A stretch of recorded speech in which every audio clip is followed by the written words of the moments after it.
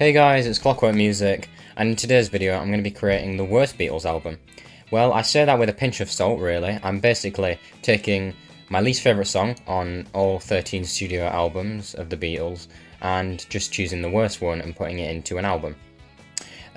So yeah, I got 10,000 views on one of my recent videos, so I do thank you for that. And yeah, drop a like and subscribe because that would be awesome. Also put in the comments below what your list is. So firstly, from Please Please Me, I've gone with Chains. This album was one of my favourites when I was younger, and I think Chains is quite a good song. It is a cover though, which is not the greatest. I do prefer Beatles' original songs. It's a bit repetitive, but it's an interesting one all round. It's quite hard to say a worst song on every Beatles album because they're all so strong. If I was to choose another least favourite, it would probably be A Taste of Honey. I'm not sure why, I just think that them two are the weakest. From With the Beatles, I've gone with Little Child. I reckon a lot of people would go with this song. It's quite repetitive. I prefer it a lot to the other cover songs, like Please Mr. Postman. But I just don't think it's the strongest song out there. It's a decent one, but a bit repetitive. A Hard Day's Night. This one was extremely hard for me. This is one of my favourite albums. When I used to look at this album, I used to think that I only enjoyed the first side, but as I've kind of got into it over time, it's really grown on me as this album. The first side is perfect, and the second side is perfect as well. But if I had to choose a song, it would be I'll Be Back. It is a great song, and I really enjoy listening to it a lot, but out of all of them, it's the weakest. Beatles for Sale. This one was quite an easy one. There's quite a lot of covers on this one, and it's quite a downgrade from A Hard Day's Night. I've gone with Babies in Black. It's a cover, but there's other covers on the album like Kansas City, which I do enjoy. I like McCartney's vocals on the song. It's a bit like his vocals in I'm Down, but Babies in Black is decent, and I listen to it now and again, but it's quite weak in my opinion. On Help, this one was quite easy. Last year I didn't say Dizzy Miss Lizzy, which was quite controversial, but this year I have gone with Dizzy Miss Lizzy, because I used to love this when I was younger, and I used to think it was really cool because of the guitars, but it's very chaotic, and it's just, I think the fact that it's at the end of the album kind of ruins it. It kind of, like, the second to last song is Yesterday, which is a phenomenal song, and then you finish listening to that emotional masterpiece by Paul, and you get onto this cover song, which is just loud, chaotic, and it's just a crazy song, and I just think it's the weakest. Rubber Soul, this one was interesting. What Goes On? Last year I said that What Goes On wasn't my least favourite, but now I think I do like it, but at the same time it is still the worst.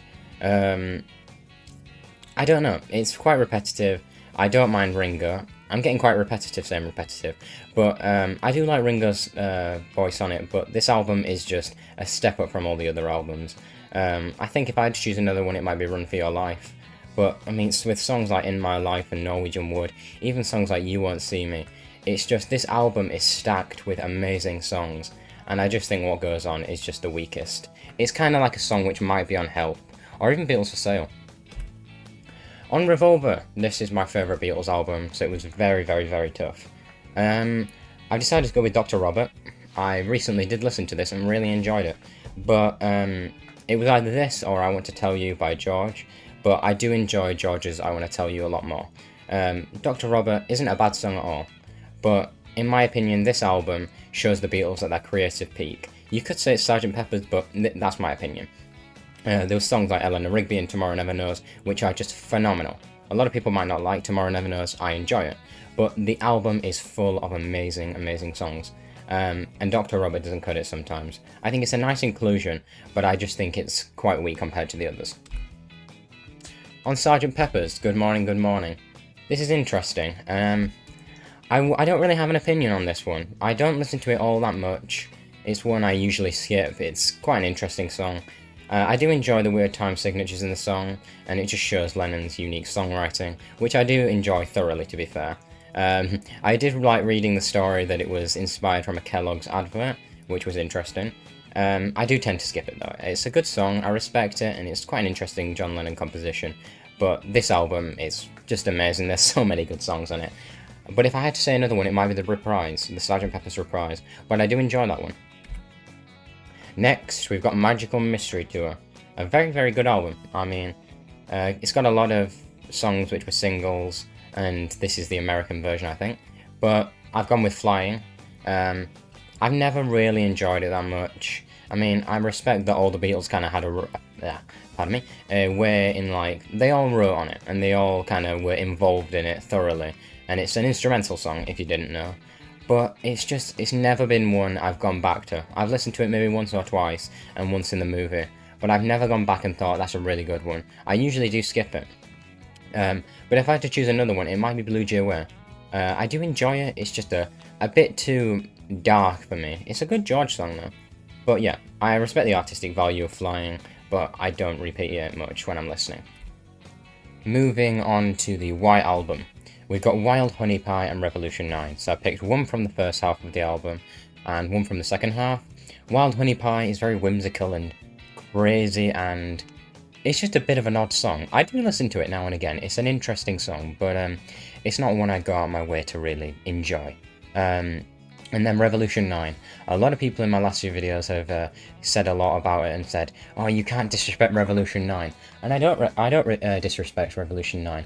I do listen to it now and again. I listen to it on vinyl, and then I listen to it on Spotify. And I enjoy listening to the details of the song because it's an avant-garde song, and I like the artistic value of the song.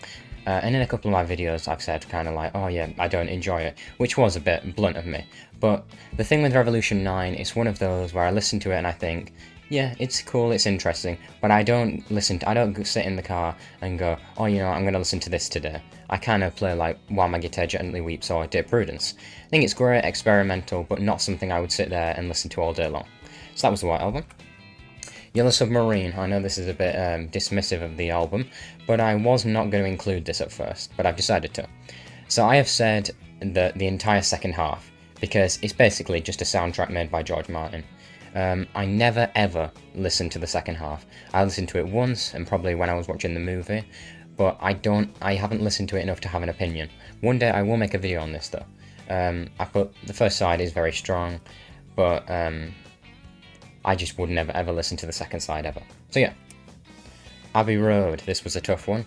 Probably my first or second. This or Revolver are my favourite albums, but I've gone with Her Majesty. And you might be thinking, oh no, why would you disrespect this? I saw a comment the other day which said, it's not a song. I do disagree, but also kind of agree, I don't know. It was not meant to be on the album, but it did kind of get included. I love this song. This was the reason why I bought the vinyl years ago. I remember listening to this on Spotify once, and at the end of it I got surprised by Her Majesty, and yeah, I bought it on vinyl, and it's a great song. I love it. But it's too short. I wish this was longer. It's a great McCartney composition. But when you look at the album as a whole, yes, there's songs like Maxwell's Silver Hammer, which are a bit dodgy, but it's such a strong album. Come Together, Something, and then the medley. It's just such a solid album. But if I was to choose a song, which wasn't Her Majesty, if you don't want to count it, I would put Polythene Pan. It's a good song, just a bit stupid sometimes. Then Let It Be. I've gone with Dig It. I do like this album, but there's a lot of weird songs on here. It's a great album. It's got a lot shorter songs on, like Maggie May and obviously Dig It, but I do prefer Maggie May because I remember seeing it in Nowhere Boy. I enjoy the nonsensical lyrics of the song, but it's quite weak, and it's more of a jam. It's more of the Beatles just kind of sitting down and just messing about on guitars together, which I think is quite innocent and quite interesting. But I mean, there's songs like Across the Universe and Let It Be, which are just astronomical. So yeah, that was my album. I hope you've enjoyed it. If you've made it this far in the video, then drop a like and subscribe and drop a comment of what you would put. Tell me who your favourite Beatle is in the comments, because I actually haven't had many comments about that. So yeah, thank you for watching and goodbye.